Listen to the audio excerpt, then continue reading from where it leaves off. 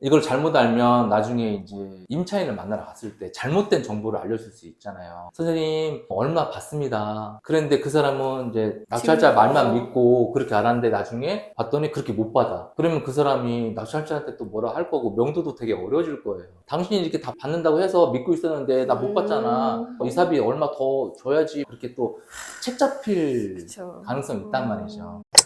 임차인 분석할 때 중요한 포인트 세 가지는 뭐죠? 대항력. 대항력은 많이 들어보셨죠? 네. 대항력, 그 다음에 임차인의 배당하고 우선변제권. 우선변제권도 들어보셨죠? 네. 그 다음에 소액 임차인이 있는데 소액 임차인이 어떤 거냐면 이 사람들은 최우선 변제권. 그거 다 들어보셨을 거예요. 내가 경매 물건을 봤는데 거기에 소유자가 아닌 임차인이 있다. 그러면 이 사람이 대항력이 있는지, 대항력이 있네? 그럼 이 사람이 배당을 다 받는지, 일부 받는지, 못 받는지. 그리고 임차인이 있는데 이 사람이 소액 임차인이다. 그러면 최우선 변제권이 있으니까 이 사람이 다 돈을 받겠네?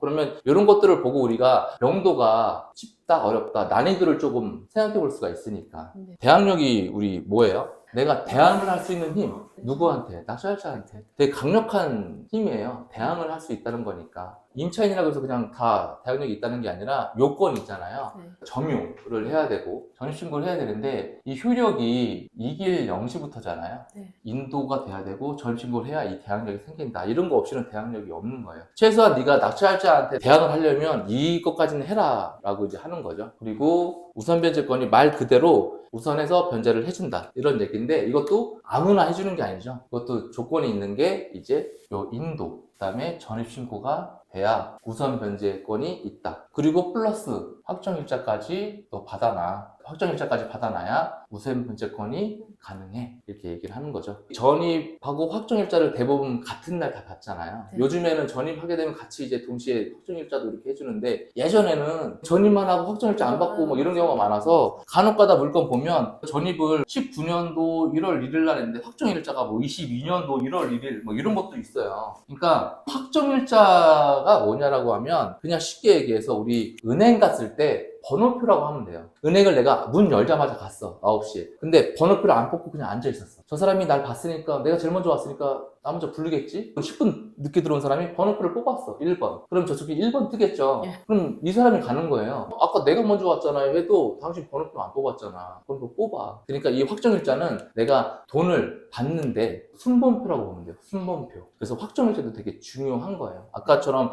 대부분 전입하고 확정이 같은 날이지만 그게 다른 것도 있으니까 자 이거는 어때요? 예를 들어서 22년 1월 1일 날 전입을 하고 보통 22년 1월 1일 날 확정일자를 받는데 전입이 더 늦게 했어. 이게 확정일자고 이게 전입일자야. 전입이 23년도 1월 1일 날 했고 확정일자를 1년 전에 먼저 받아버렸어. 확정일자는 아까 순번표라고 했죠? 네. 이 확정일자로 내가 돈 받는 채권자들을 줄을 쭉 세워요, 법원에서. 1번부터 서봐. 아까 순번표 뽑은 순서대로 확정일자 빠른 애들부터 서. 그래서 내가 돈을 줄게. 배당을 해줄게인데, 확정일자 그러면 예로 해야 되는 거 아니야? 이렇게 생각할 거 아니에요. 근데 전입하고 확정일자 중에 늦은 애로 해요. 그러니까 전입이 늦으면 예로예요, 예로. 전입일자로 순번표가 정해져요. 무조건 확정일자로 하는 게 아니에요. 그것도 알고 있어야 돼요. 그러면은 전입이랑 확정일자가 같은 날 돼 있으면은 네, 확정일자로. 확정일자로 하는 네, 거고. 확정일자로. 우선변제과 중에 이제 사례를 보면 전입신고하고 확정일자가 모두 선순위야. 말소기준 권리 어떤 근저당이 2017년 6월 2일 날 말소기준 권리 근저당이 잡혀져 있고 어떤 은행에서 그 전 1년 전에 어떤 사람이 전입신고하고 확정일자를 했어요. 이거일 때는 전입신고하고 확정일자가 모두 선순위죠. 그거는 어때요? 태양력이 있다는. 그쵸. 그 사람이 말소기준 권리보다 이제 선순위니까 누가 이제 낙찰을 받아. 그러면 이 낙찰 대금을 내겠죠. 네. 그게 보증금보다 많으면 전액 배당이 되는 거죠. 근데 적으면 다 못 받으니까 나머지는 내가 낙찰자가 인수를 하는 거예요. 그래서 저런 물건들은 이 사람이 선순위야. 그러면 이 사람이 보증금이 3억이 있네? 그러면 나는 일단은 3억 이상을 써야 되는 거죠. 매수 원가가 일단은 3억부터 출발인 거예요. 선순위가 있다라고 그러면 이 사람이 전입하고 확정일자가 말소기준 권리보다 먼저 다 있다. 그럼 그 사람이 보증금부터 봐야 돼요. 그래서 지금 여기가 시세가 4억이네. 시세가 4억이야. 그러면 나는 일단은 얘가 3억이 이 집의 매수 원가야. 어차피 밑으로 써봤자 의미 없고 이상 써야 얘가 돈 다 받고 받고 나가니까 명도비 안 들어가죠. 다 받았으니까. 근데 여기서 이제 중요한 거는 당해세 같은 경우가 있을 수 있으니까 당해세는 우리가 금액을 몰라요. 그 부분은 또 체크를 해야 되는 거니까. 어쨌든 전입을 한 사람이 근저당보다 다 선순위다 그러면 이 사람의 보증금을 확인하고 시세를 확인해서 이 사람의 보증금으로 내가 이걸 낙찰을 받아도 시세보다 잘 받는 거다라고 판단이 되는 물건들은 입찰을 해도 되죠. 이거는 똑같이 대출이 잘 나와요. 그 일반 물건하고. 왜냐면 은행 입장에서도 배당받고 나가니까 나갈 거니까 전입 뺄 거니까 은행에서 대출을 똑같이 해준다는 거예요. 두 번째 사례는 말소기준 권리보다 전입신고하고 확정일자가 모두 후순위야. 이게 우리 흔히 얘기하는 그냥 쉬운 물건이죠. 얘는 뭐예요? 말소기준 권리보다 모두 다 후순위니까 대항력이 없죠. 그래서 보증금을 못 받아도 낙찰자는 인수할 게 없는 거예요. 네. 근데 이제 이런 것도 할 때는 만약에 이제 보증금을 임차인이 다 못 받아 그러면 명도비는 좀 들어갈 수 있겠죠. 그리고 저런 거 플러스 소유자가 살고 있는 물건들은 다 안전하죠. 권리상 문제가 없죠. 자, 세 번째는 전입신고가 말소기준 권리보다 선순위고 확정일자가 후순위야. 이런 경우가 있을 수도 있잖아요. 말소기준 권리가 이렇게 있는데 전입은 먼저 했어. 선순위 임차인이죠. 대항력이 있는 선순위 임차인. 근데 확정일자를 이 말소기준 권리보다 뒤에 받았어. 얘는 어떨까요? 입찰하는 사람 입장으로서는 이 물건은 우리가 어떻게 봐야 될까? 입찰해도 될까? 입찰하면 안 될까? 돈을 받아갈 권리는 있으니까. 맞아요. 인수가 있을 수 있다. 맞아요. 임차인 입장에서는 대항력이라는 어떤 큰 무기가 있어요. 근데 네. 얘가 살아있어. 이렇다 그러면 우리는 입찰하는 사람은 되게 조심해야 돼요. 이걸 입찰 무조건 하면 안 돼. 이게 아니라 내가 낙찰을 받고 내가 낙찰 대금을 내면 이 사람이 돈을 받고 확정일자는 아까 우리 순번표라고 했잖아요. 네네. 네, 순번표, 돈 받는 순서. 순번표가 뒤에 있다고 하더라도 내 낙찰금으로 돈을 받아가네? 다? 그러면 해도 되는데 만약에 모자라. 그러면 내가 추가로 줘야 돼요. 그러니까 인수를 해야 되는 거죠. 그러니까 이거는 좀 배당 관계를 잘 따져봐야 돼요. 그럼 결국 저것도 대출이 안 되지 않나요? 만약에 이제 이게 다 못 받아간다면 대출 안 되죠. 그리고 이제 이런 경우도 있겠죠. 확정일자가 선순위야. 전입신고도 후순위. 대부분 요즘에 주민센터 가면 전입신고하러 왔습니다 그러면 확정일자도 같이 받아요. 네. 그래서 전입신고하는 날 확정일자 똑같이 받는 경우가 대부분인데 희한하게 경매물건을 보다 보면 예전에 전입해서 사신 분들, 오래 거기 사신 분들은 어떤 일이 있었는지 모르겠지만 전입신고를 더 늦게 하고 확정일자를 더 빨리 한 경우가 있어요. 확정일자가 우리 돈 받는 순서라고 했죠. 그러면 전입신고가 예를 들어서 18년 1월 1일 날 했고 확정일자가 원래 이제 18년 1월 1일 날 같이 받아야 되는데 확정일자를 17년 1월 1일 날 했어. 그러니까 확정일자를 전입일정보다 1년 전 먼저 한 거예요. 그러면 아까 우리가 얘기한 대로 이 확정일자가 돈 받는 순서인데 그러면 이 17년 1월 1일 기준으로 내가 돈 받는 순서가 정해져야 되는 거 아니야? 라고 생각을 하겠지만 전입하고 확정 중에 늦은 날짜, 전입이 늦으면 18년 1월 1일 예로 순번을 정한다. 그렇게 보는 거예요. 그래서 말소기준 권리보다 전입신고가 후순위잖아요. 그러면 볼 것도 없어. 우리는 인수할 게 없는 거죠. 말소기준 권리보다 뒤에 전입이 돼 있다 그러면 아무 문제가 없는 물건이에요. 대항력이 없는 거다. 그죠? 대항력이 없는 거죠. 네. 네.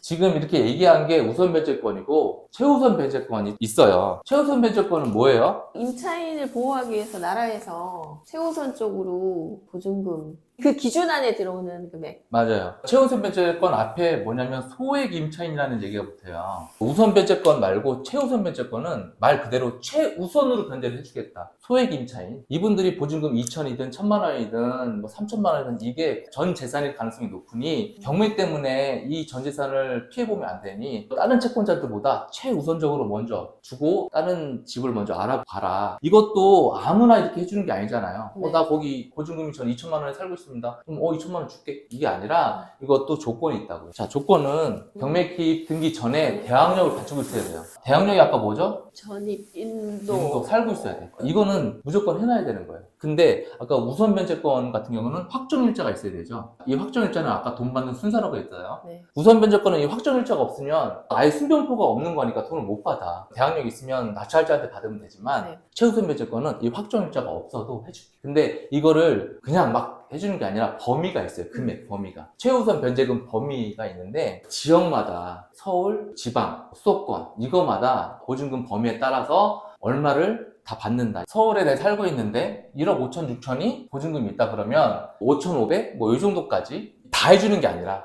거기서 일부를 해주겠다 이런 거죠. 근데 내가 전입한 날 기준이 아니라 그 물건의 근저당이 언제 잡혔냐, 몇 년도 몇 월부터 잡혔냐, 그때 시점으로 이 보증금 범위를 기준을 삼는 거예요. 예를 들어서 내가 23년도에 내가 전입을 했으니까 23년도 기준으로 해야 되는 거 아니야? 그게 아니라 그 집이 예를 들어서 12년도에 근저당이 설정돼 있다 그러면 그 12년도에 그 지역의 보증금 범위에 따라서 얼마가 이제 최우선 변제금이 된다, 이렇게 보시면 되는 거예요. 이거를 또 헷갈리시는 분들 좀 의외로 많더라고요. 전입일 기준으로 생각하시는 거 같아요. 저도 그렇게 생각했는데요. 근저당 설정된 그 시기 기준으로. 맞아요. 어쨌든 다 후순위면 저런 것까지 우리가 생각할 필요는 없죠.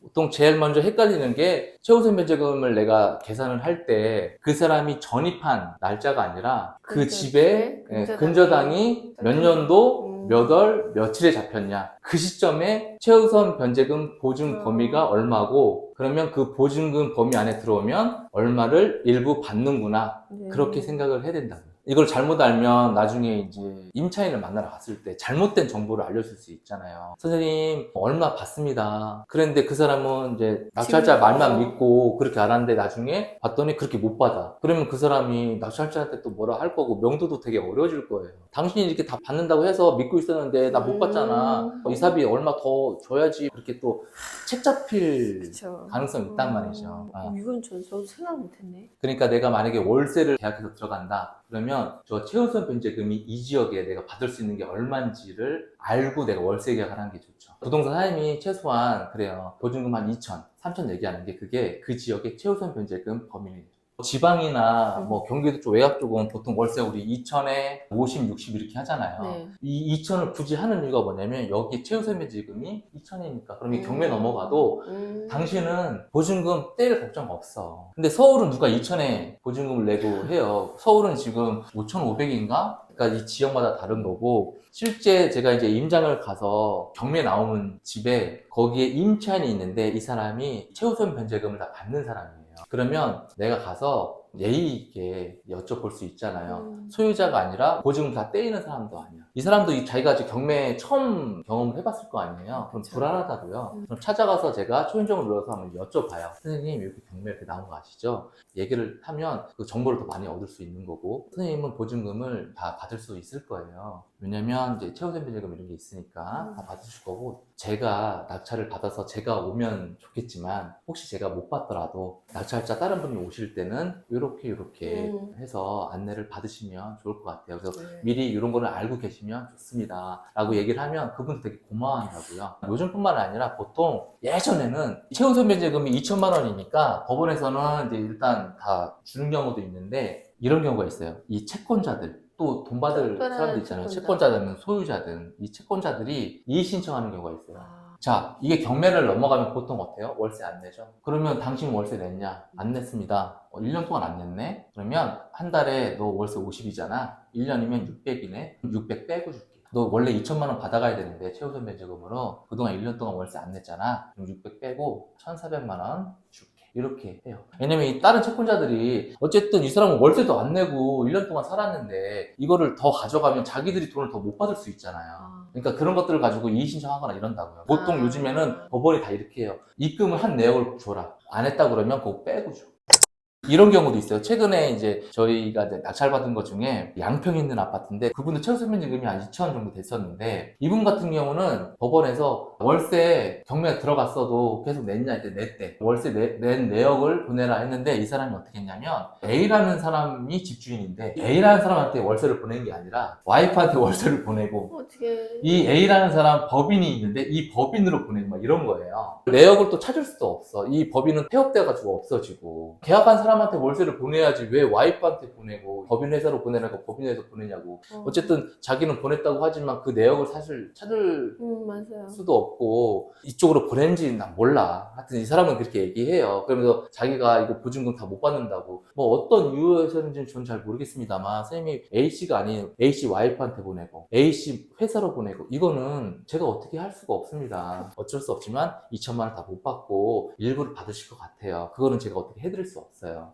그렇게 한 경우도 있으니까 이 물건은 최우선 변제금을 이 사람이 다 받아가네? 그래서 명도 쉽겠다. 그리고 이제 가서 선생님 돈 다 받습니다. 최우선 면제금으로 아. 이렇게 얘기할 이유가 없다고요. 그래서 그냥 조심해야겠네요. 예, 아는 척하지 말라고요. 그 사람이 최우선 면제금 다 받는 걸로 알고 있는데 그러면 네 맞습니다. 선생님이 월세 잘 내렸으면 다 받겠죠. 저는 그거에 대해서는 뭐 정확히는 모르겠습니다만 나중에 뭐 법원에서 연락이 오겠죠. 아는 척하면서 이렇게 해주는 것보다는 다른 특이사항 없으면 최우선 면제금 다 받겠죠. 그런 식으로 얘기하는 게 좋다. 네. 그 사람이 당신이 다 받는다고 했잖아. 뭐 책임져. 아이고. 뭐 괜히 막 나한테 화풀이할 수 있다고요. 그냥 아는 척하지 마. 아는 척하지 말고 그냥 그렇게 하면 된다. 왜냐면 이런 사례들이 있었기 때문에 월세 잘 냈는지 그거 확인해서 최우선 면제금도 지급을 하니까 이런 것들을 잘 알고 입찰 준비하거나 낙찰을 받고 나서도 명도할 때 참고하면 좋을 것 같아요. 권리 분석 같은 경우는 하는 이유는 진짜 간단한 거예요. 우리가 낙찰 받아서 돈이든 어떤 권리든 인수하면 안 되니까. 네.